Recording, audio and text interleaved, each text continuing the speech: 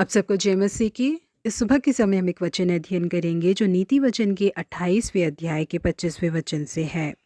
लालची मनुष्य झगड़ा मचाता है और जो यहोवा पर भरोसा रखता है वह हष्ट पुष्ट हो जाता है। यदि एक मनुष्य परमेश्वर के ऊपर विश्वास नहीं करता तो भले ही इस दुनिया में वो कितनी भी बड़ी जीत को हासिल क्यों न कर ले, परंतु अपने हृदय के अंदर वो खुद को हारा हुआ ही महसूस करता है। और इस बात को ऊंचाई के शिखर पर पहुंचने वाले ज्यादातर लोगों ने स्वीकार भी किया है। बेहद प्रसिद्ध इतिहासकारक और तत्वज्ञानी H.G. वेल्स का कहना है कि मेरे हृदय में शांति ही नहीं है, क्या मेरा जीवन इसी तरीके से बीत जाएगा। बायरोन नाम के कवि का कहना है कि जीवन नाम का मेरा पत्ता अब पीला पड़ने लगा है, इसमें फूल और फल लगने का समय समाप्त होकर आज मेरे हाथों में जो बचा है वो केवल बीमारी और निराशा और दुख ही है। साहित्य के विशेषज्ञ तारों का कहना है कि आज ज्यादातर लोग एक धोखे के साथ ही जी रहे हैं। बेहद प्रसिद्ध कार्टूनिस्ट राल्फ बार्टन ने अपनी जान को लेने से पहले एक चिट्ठी लिखकर उसे अपने तकिए पे पिन करके रखा था। उस चिट्ठी में उन्होंने लिखा था कि मेरे जीवन में दुख बहुत कम था,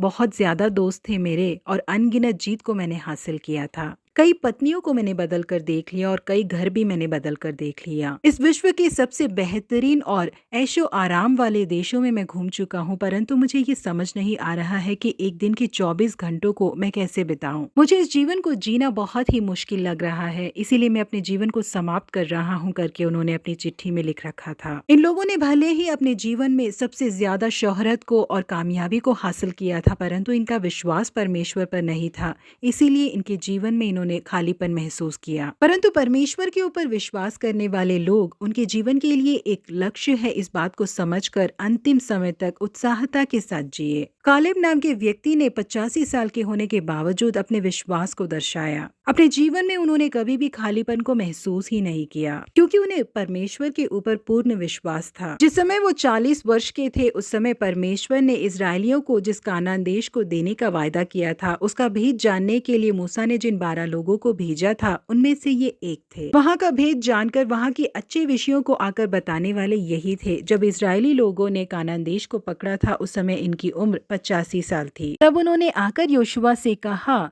मूसा ने मुझे इस देश का भेद लेने के लिए जब भेजा था तब मैं 40 वर्ष का था, अब मैं 85 वर्ष का हूँ। जितना बल मूसा के भेजने के दिन मुझ में था उतना बल अभी तक मुझ में है।